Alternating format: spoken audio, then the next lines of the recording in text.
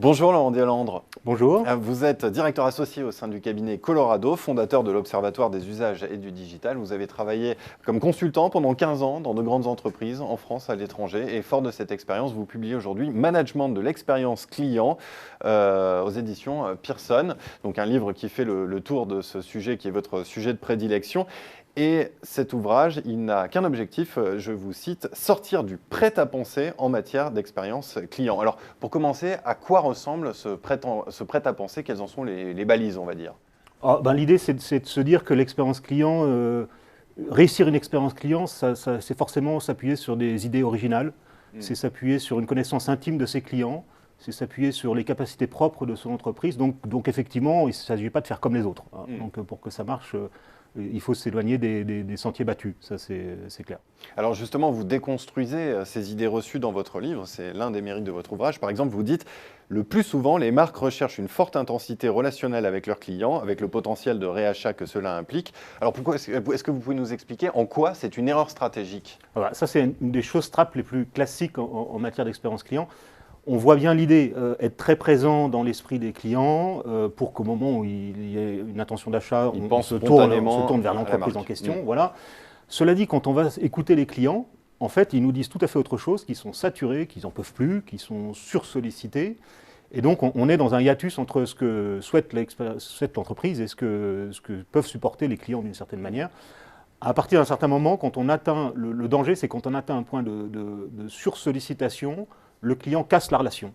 Et du coup, l'entreprise n'est plus du tout audible aux yeux de ses clients. Donc, effectivement, il faut savoir créer des rendez-vous avec ses clients, mais sans les sursolliciter. Il y a une autre idée reçue que vous relevez, je la cite encore, dépasser les attentes des clients pour les fidéliser, ce qui est coûteux et ne génère pas forcément plus de fidélisation. Alors justement, qu'est-ce que vous préconisez pour insister sur cette fidélisation? Dit comme ça peut paraître surprenant, parce qu'effectivement, ça peut être plutôt intéressant. Oui, ça paraît surprenant, c'est une idée reçue. Voilà. Alors, en fait, ce que j'ai souvent observé, c'est que des entreprises, effectivement, dépensent beaucoup d'argent sur des choses qui ne sont pas vraiment très importantes aux yeux des clients. Et donc, clairement, on pourrait là avoir des sources d'économie sans dommage dans la relation. Par contre, cette idée de surprendre les clients, c'est-à-dire d'aller au-delà de son mandat vis-à-vis de son client, mais sur des choses qui sont très importantes pour le client, là, c'est une excellente idée. Exemple, je sais pas, une assurance va rembourser un dommage, mais aider le client dans ses démarches administratives. Donc, le client, il ne s'attend pas du tout à cette posture de l'assureur. Et ça, c'est vraiment très apprécié. Donc, surprendre plutôt que dépasser. Donc, en fait, on est en train de basculer dans une relation hyper personnalisée, en quelque sorte. Oui, clairement. Oui, effectivement, il ne faut pas s'adresser à une masse de clients, il faudra s'adresser à chaque client individuellement. Et c'est vrai que le digital change la donne dans ce panorama, parce que toutes les questions les plus faciles, les plus basiques, le client les a déjà trouvées sur Internet, le client est déjà au courant.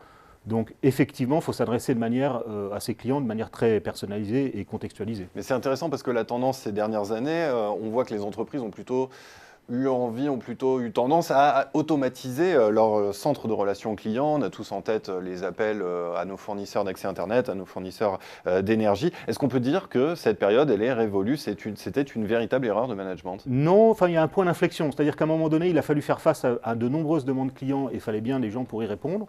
Mais ces demandes clients sur les aspects, sur les motifs les plus simples, on voit bien que maintenant c'est le digital qui va le prendre en charge. On voit aussi que de nombreux clients peuvent s'entraider et quelque part se répondre et se donner des coups de main entre eux.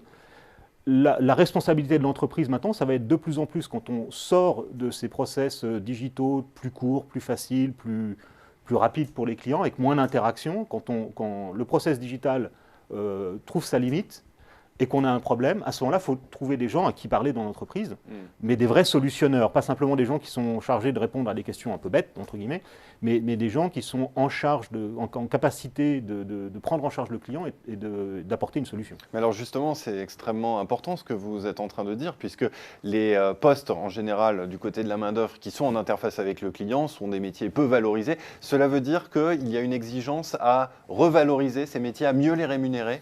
Alors, on est là, comme je le disais, on est sur un point d'inflexion. C'est-à-dire qu'effectivement, d'abord, ces postes à faible valeur ajoutée sont plutôt en train de... On perçoit plutôt une diminution en volume de ce nombre de postes. Pour ceux qui restent, oui, leur responsabilité, leur champ de compétences, le rôle qu'ils vont jouer dans l'entreprise est beaucoup plus important. Et donc, on peut s'attendre à une augmentation des rémunérations.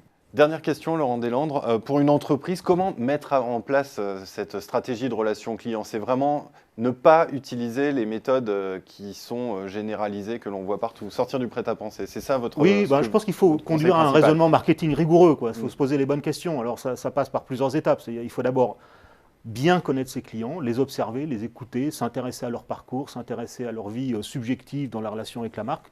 Cette étape de compréhension des clients est essentielle, elle est souvent négligée. Et ensuite, il faut choisir ses batailles. En matière d'expérience client, le champ est tellement vaste, ce n'est pas simplement les interactions clients, c'est tout le vécu du client avec une marque. Et je pense qu'il faut choisir ses batailles et se dire, c'est sur ces aspects-là que je vais être bon, les autres, je vais être plus standard. Et c'est vraiment dans ce choix stratégique qu'il y a sans doute la clé de la réussite. Et après, dernier point, peut-être, c'est réussir vraiment à mobiliser toute l'entreprise autour de ses objectifs. Eh bien, Laurent Deslandres, merci beaucoup pour cet éclairage. Je rappelle la sortie de votre livre Management de l'expérience client aux éditions Pearson. Merci. Merci beaucoup.